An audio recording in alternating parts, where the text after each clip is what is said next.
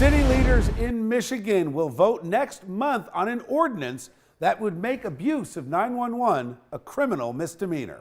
The effort specifically targets people who call police on a black person for, quote, living while black. Grand Rapids has seen a spike in police being dispatched in situations that smacked of bias. In one incident, officers were called to a black graduation party. The ordinance would carry a $500 fine. Is this law really necessary?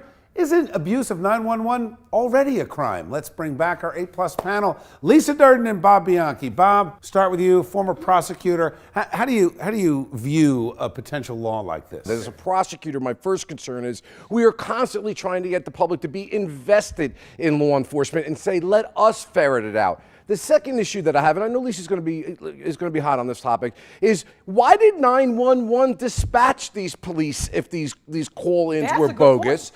So they should be better trained. And the other thing is, no one said in the instances that are being brought up, like the graduation party, they were called in because of a noise complaint, and the officers went there and said it didn't violate the noise statute. So again, what the police were clear in saying is that in none of the instances that have been cited in support of this law did they believe that they were calling in because the person was simply black or Hispanic or some other reason. And then my last point is, how do we enforce the motives of people calling into 911? It's nearly impossible. When you have people like Permit Patty and Barbecue Betty, black people can't barbecue while black, we're breathing while black, we're partying while black, we're walking while black, we're sleeping while black, because those kinds of individuals are abusing the system and they're calling the cops on us. There's already a hate crime law in place.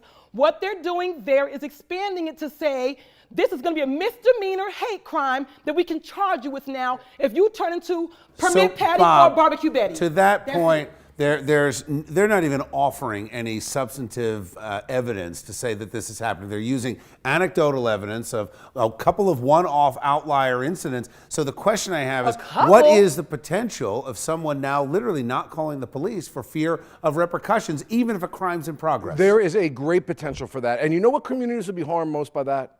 The minority communities. And let me just say this. When I moved into my new home in a white affluent area, I was dressed similar to this in a suit, and someone called 911 claiming that the house was being burglarized because they saw somebody that they did not identify with that house. And as I went out with my hands up in the air because the cops had their guns drawn, and I walked out on my porch, that put your hands on the railing, if it had been a black person that was there and the same 911 call was made, did that become now a racially motivated 911 call? How do we make the decision to adjudicate people in a court of law with proof beyond a reasonable doubt as to what their motivation is? We already have a law for false reporting. Thank you, guys. Have a great weekend.